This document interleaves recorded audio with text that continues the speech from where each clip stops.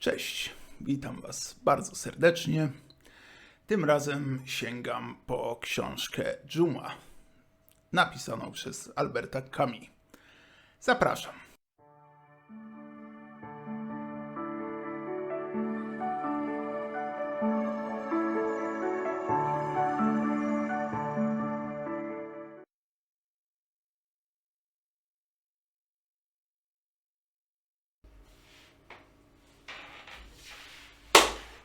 O, jesteście tutaj.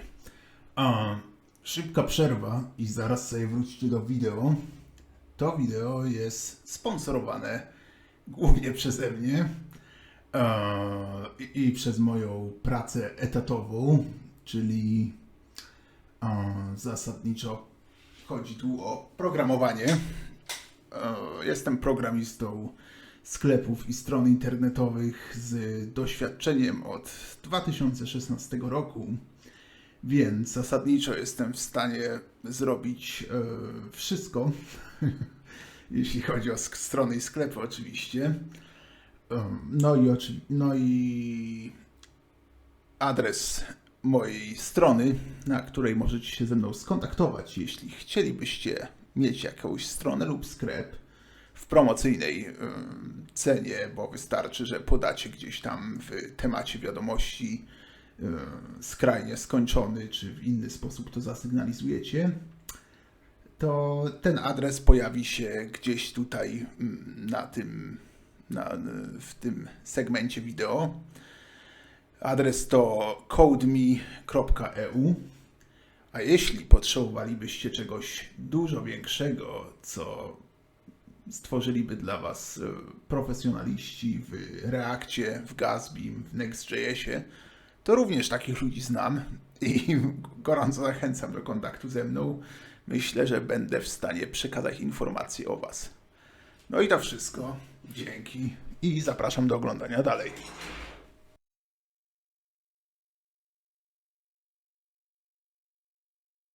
A może Alberta Camusa? Nie pamiętam, prawdę mówiąc, jak się to wymawia. Jak możecie domyślać się po moim ubiorze, nagrywam jedno po drugim. Muszę osuszyć, a właściwie zwilżyć gardło trochę, zwilżyć osuszone gardło kolką, bo trochę żeśmy przedłużyli poprzedni filmik. I jeśli chodzi o Camus, to szczerze mówiąc, wybaczcie, ale sprawdzę, czy jestem, tak, chyba jestem, że tak powiem, ostry. Jeśli chodzi o Camus, no to szczerze mówiąc, nie czytałem go w szkole, udawałem, że czytam, jakiś bryk przeczytałem, a teraz znajomy lekarz mi go polecił, więc sięgnąłem, przeczytałem. O czym jest to książka? Książka jest o COVID-zie, tudzież o epidemii dżumy w Francji, najprawdopodobniej czy to nie jest we Francji, może to było w Hiszpanii, nie wiem, no generalnie tamte rejony, tutaj na mapce, najprawdopodobniej po II wojnie światowej, ale nie jest to do końca jasne. Jest narrator, mamy kilku głównych bohaterów, jakiegoś jednego krętacza, jednego lekarza, chyba sędziego też, dziennikarza i są ich perypetie związane właśnie z życiem w dżumie, a w mieście pogrążonym w dżumie. No i o ile było to dla mnie bardzo abstrakcyjne w liceum, no to teraz już po COVID-zie ta książka nabiera lepszego smaczku, więc myślę, że dość ją polecam.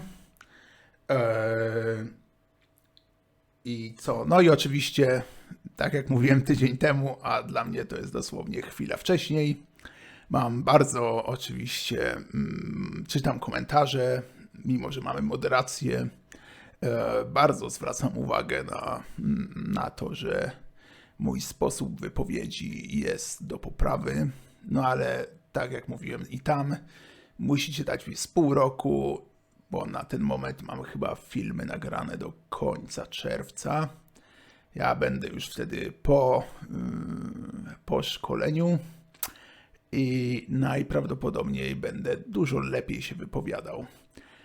Mniej będzie tych i jakichś tam zacięć.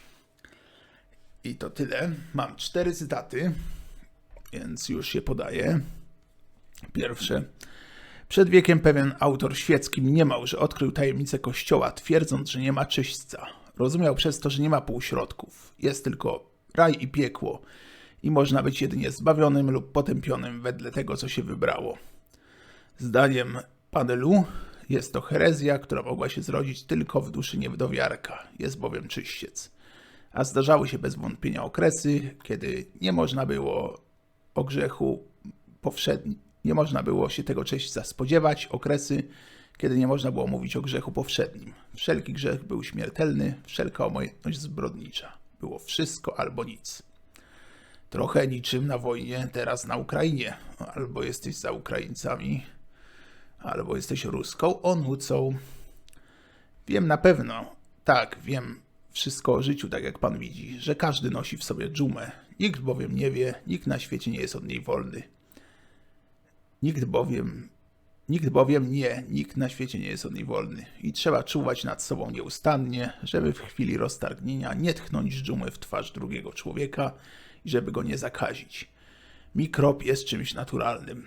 Reszta, zdrowie, nieskazitelność, czystość, jeśli chce pan to tak nazwać, to skutek woli. I to woli, która nie powinna nigdy ustawać. Uczciwy człowiek, który nie zaraża niemal nikogo, to człowiek możliwie najmniej roztargniony. A trzeba woli i napięcia, żeby nie ulec roztargnieniu. Tak, ryje, to bardzo męczące być zadżumionym. Ale jeszcze bardziej męczące jest nie chcieć nim być. Stąd zmęczenie wszystkich, ponieważ wszyscy są trochę zadżumieni. Dlatego jednak ci nieliczni, którzy chcą z tym skończyć, znają kres zmęczenia, od którego nic ich nie uwolni prócz śmierci. Co my tam jeszcze mamy? Jak pan się czuje? Odpowiedź. Tak sobie. Nie mówił po to, żeby nic nie powiedzieć. Zresztą on mi się podobał. Ale tak to jest. Inni mówią, to dżuma, mieliśmy dżumę. Jeszcze trochę, a poproszę o ordery. Co to jednak znaczy dżuma? To życie, od wszystko. I ostatni cytat. Ryje pamiętał, że ta radość jest zawsze zagrożona. Wiedział bowiem to, czego nie wiedział ten radosny tłum. I co można przeczytać w książkach, że bakcyl dżumy nigdy nie umiera i nie znika. Że może przez dziesiątki lat pozostać uśpiony w meblach, i bieliźnie, że czeka cierpliwie w pokojach, w piwnicach, w kufrach, w chustach i w papierach.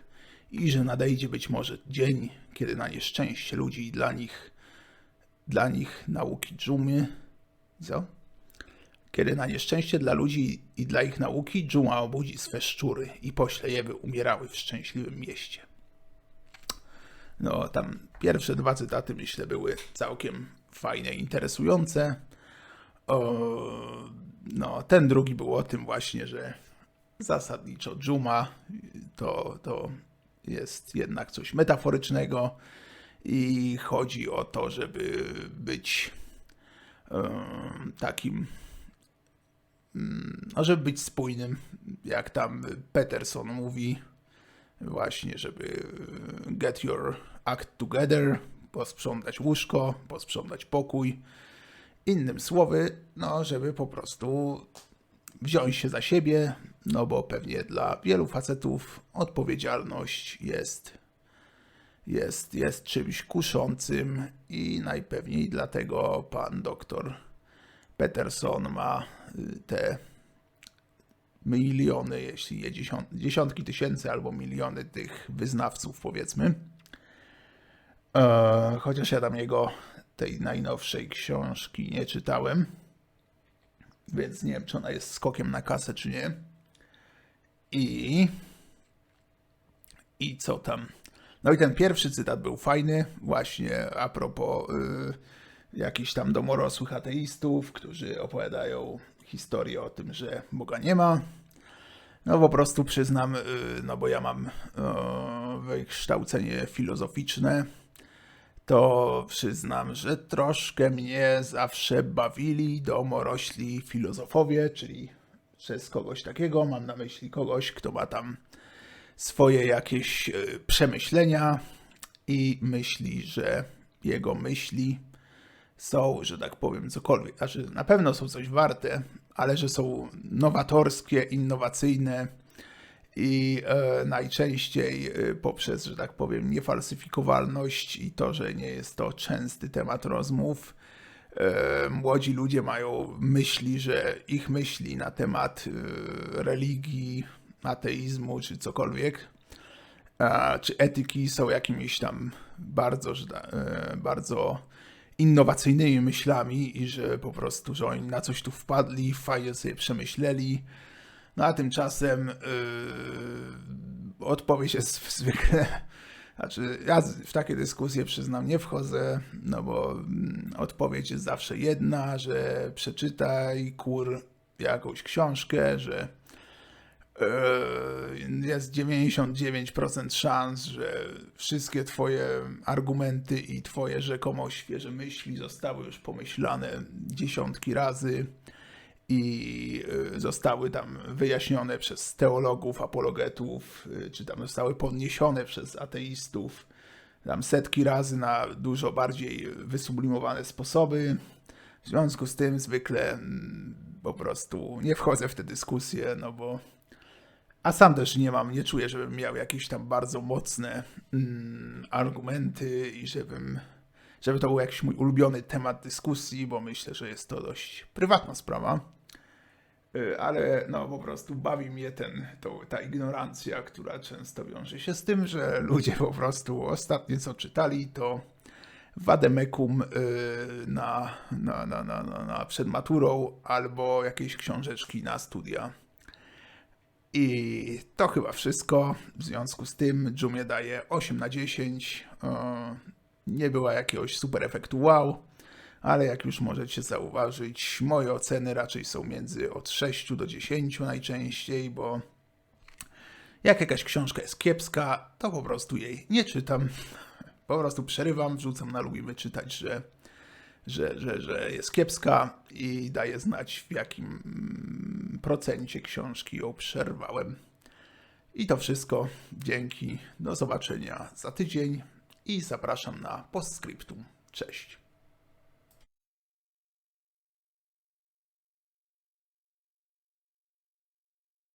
Buenos días tarde. Oh querida gente, no sé si no se dan cuenta que tanto la peste como todas las gripes de este mundo son cosas que nos atacarán más de una vez, no dos veces en este mundo. No obstante, muchas gracias por escuchar la reseña de David del libro La peste de Albert Camus.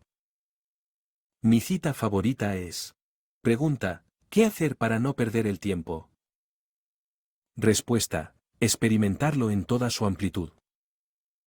Significa, pasar días en la sala del dentista en una silla incómoda, sentarse en el balcón un domingo por la tarde, escuchar una entrevista en un idioma que no entiendes.